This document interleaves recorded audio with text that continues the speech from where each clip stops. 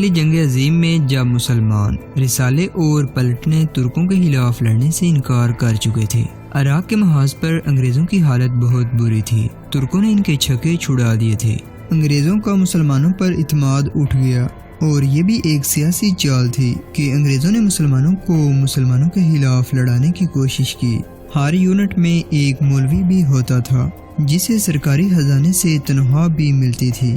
ہر ایک افسر اور جوان ٹریننگ ختم کر کے حلف اٹھاتا تھا کہ میں ہر حکم مانوں گا اور مجھے دنیا کے کسی بھی حصے میں جس کسی کے خلاف لڑایا جائے گا لڑوں گا۔ ہمارے مولوی صاحبان نے ہمیں یہ حلف وفاداری یاد دلایا اور واز کیے کہ ترکوں کے خلاف لڑنے سے انکار کرنا جرم اور گناہ ہے۔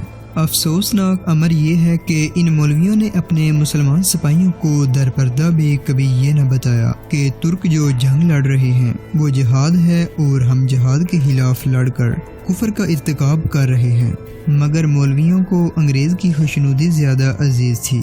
میں حیدر کو میرٹھ کالج کی ہاکی ٹیم کے کھلاڑی کی حیثیت سے جانتا تھا، مگر اس کی یہ ڈرامائی اور پراسرار گرفتاری میرے لیے معمہ بن گئی، اور اس کے ساتھ نادر خان، نادر شاہ اور زرین گل بھی میرے لیے معمہ بن گئے تھے۔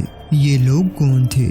اچانک سامنے آئے اور غائب ہو گئے۔ مجھے اس ڈرامے میں صرف اس لیے شامل کیا گیا تھا کہ میں حیدر کو پہچانتا تھا، اور میرے جسم جثے میں اتنی طاقت تھی کہ ایسے 3-4 حیدر شکنجے میں جکڑ سکتا تھا۔ آئیے میں آپ کو پھر میرٹھ چھاؤنی لے چلوں۔ نادر خان، نادر شاہ اور زرین گل غائب ہو گئے تو چند دن بعد باغ علی نام کے ایک نوجوان کو ہمارے رسالے میں بھرتی کیا گیا۔ اس کے متعلق مجھے یہ پتہ چل گیا کہ وہ اس نادر خان کا بیٹا ہے جس نے دروازے پر دستک دے کر دروازہ کھلوایا اور میرے ہاتھوں حیدر کو پکڑوایا تھا۔ باغ علی چست و چالاک، سوجھ بوجھ والا اور تیز نظر نوجوان تھا۔ ہاکی کھیلتا تھا۔ محنت کر کے وہ رسالے کی ٹیم کا گول کیپر بن گیا اور بہت اچھا گول کیپر ثابت ہوا اور سوار بھی اچھا نکلا، مگر رسالے کے جوان اسے ناپسندیدگی کی نگاہ سے دیکھتے تھے۔ اس کی وجہ یہ تھی کہ یہ افواہ پھیل گئی تھی کہ اس کے باپ نادر خان کو ہتھکڑی لگا کر لے جایا گیا تھا، پھر اس کے بیٹے کو دوسرے رنگ روٹوں کے مقابلے میں غیر ضروری مراعات کیوں دی جا رہی ہیں۔ مثلاً باغ علی کو آفیسرز میس کا کلرک بنا دیا گیا اور اسے وہاں رہنے کے لیے الگ کمرہ دے دیا گیا، حالانکہ میں بھی میس کی کلرکی کر چکا تھا، لیکن مجھے الگ کمرہ نہیں دیا گیا تھا۔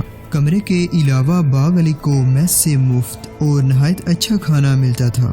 ہمارا رسالہ عراق کے محاذ پر گیا تو باغ علی بھی ساتھ تھا۔ اب تو اس کے خلاف جوانوں کے دلوں میں نفرت پیدا ہو گئی تھی، کوئی بھی اسے منہ نہیں لگاتا تھا۔ میرا رویہ مختلف تھا، اس لیے باغ علی اکثر میرے پاس بیٹھا کرتا تھا۔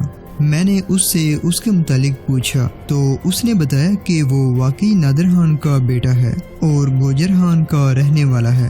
اس نے یہ بھی بتایا کہ اس کا باپ نادر خان اور اس کے 2 ساتھی نادر شاہ اور زرین گل رسالے یا فوج کے ملازم نہیں، بلکہ وہ بنگال اسپیشل پولیس کے سراغ رسانی کے شعبے کے بڑے ہی ہوشیار اور ذہین افراد ہیں۔ انہیں حیدر کی گرفتاری کے لیے میرٹھ لایا گیا تھا اور ان کی اصلی حیثیت کو چھپانے کے لیے انہیں اس رسالے میں بھرتی کیا گیا تھا۔ زرین گل کو دفاعدار، نادر خان کو لانس دفاعدار اور نادر شاہ کو بے اسپا سپاہی بنایا گیا تھا۔ باغ علی نے اپنے متعلق بتایا کہ وہ اپنے باپ کے ساتھ کلکتہ میں رہتا تھا، وہاں اس نے 8 جماعت تک تعلیم حاصل کی ہے، لیکن وہ انگریزی اور بنگالی زبانیں روانی سے بولتا اور لکھتا تھا۔ مزید انکشافات کے مطابق نادر خان انگریزی کا بڑا ہی ہوشیار سراغ رساں اور جاسوس تھا۔ اس نے بنگالی وحشت پسندوں کو گرفتار کرانے میں حیران کن رول ادا کیا تھا۔ اس کا کمال یہ تھا کہ ایک بار دہشت پسند بن کر ایک گروہ کے ساتھ جا ملا۔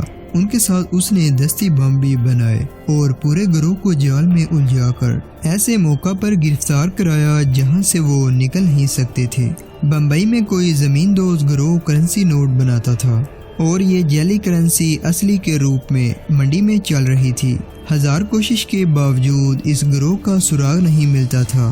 آخر نادر خان نے اس گروہ کو اس طرح گرفتار کرایا کہ اس نے کہیں سے نوٹ بنانے کا فن سیکھا پھر اس گروہ کا سراغ لگایا، ان کے خفیہ اڈے تک پہنچا، کچھ عرصہ وہاں نوٹ تیار کیے اور ایک روز پورے کا پورا گروہ اس حالت میں پولیس کے چھاپے میں پکڑا گیا کہ نوٹ تیار ہو رہے تھے اور گروہ کے تمام افراد موجود تھے۔ تب انہیں پتہ چلا کہ نادر خان ان کا ساتھی نہیں بلکہ جاسوس ہے۔ نادر خان دراصل دہشت پسندوں کے لیے دہشت کی حیثیت رکھتا تھا، اسے بہروپ میں کوئی پہچان نہیں سکتا تھا، اس کی زندگی ہر لمحہ خطرے میں رہتی تھی۔ میں آگے چل کر بتاؤں گا کہ نادر شاہ اور زرین گل کا بنگالی دہشت پسندوں نے کیا حشر کیا تھا۔ حیدر کو پکڑنے کا سہرا بھی نادر خان کے ساتھ تھا۔ وہ دہشت پسند بن کر حیدر اور 2 سکھوں کو دھوکے میں اس کمرے میں لے آیا تھا۔ اس نے جس انداز سے دروازے پر دستک دی تھی وہ دہشت پسندوں کا محسوس انداز اور خفیہ طریقہ تھا۔ ان دہشت پسندوں کی سرگرمیوں کا مرکز غالباً ہمارا رسالہ تھا۔ ہمارے کئی سردار اور جوان پکڑے گئے اور انگریزوں نے انہیں کالے پانی یا پھانسی کے تختے پر بھیج دیا تھا۔ میں سمجھ گیا کہ باغ علی کو رسالے میں اتنی مراعات کیوں دی گئی ہیں۔ یہ دراصل انعام تھا جو انگریز اس کے باپ کے کارناموں کے صلے میں اسے دے رہے تھے۔ ہمارا رسالہ عراق کے محاذ پر جب ناصریہ پہنچا تو باغ علی لانس دفعہ بنا دیا گیا۔ یہ ترقی دے کر اسے میس سے ہٹا کر رسالے میں بھیج دیا گیا۔ اسے اتنی جلدی اتنی زیادہ ترقی دینے پر رسالے میں احتجاج بھی ہوا، لیکن انگریز افسروں نے کوئی پرواہ نہیں کی۔ اب ذرا غور کیجئے کہ باپ اور بیٹے میں کتنا فرق تھا۔ باپ انگریزوں کا سراغ رساں تھا جس نے دہشت پسندوں کے خلاف سراغ رسانی کا محاذ قائم کر کے اپنی جان بھی خطرے میں ڈال دی تھی، اور بیٹا باپ کے بالکل الٹ ثابت ہوا۔ وہ اس طرح کہ ہمارا مقابلہ ترکوں سے تھا۔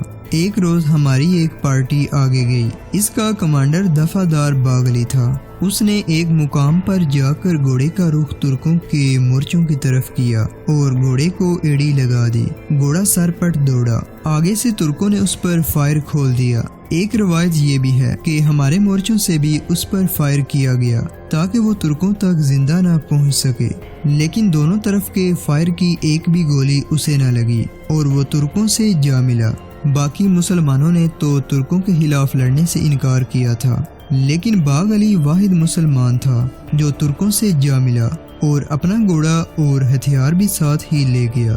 جنگ ختم ہونے کے بعد باغ علی واپس آیا تھا، مگر اس کے خلاف اس کے سوا اور کوئی کارروائی نہ کی گئی کہ اسے رسالے سے نکال دیا گیا۔ غالباً یہ بھی ایک انعام تھا جو انگریزوں نے نادر خان کو دیا تھا کہ اس کے بیٹے کو بگوڑا ہو کر دشمن سے جا ملنے کی سزائے موت دینے کی بجائے اسے جنگی قیدی کا درجہ دے دیا تھا۔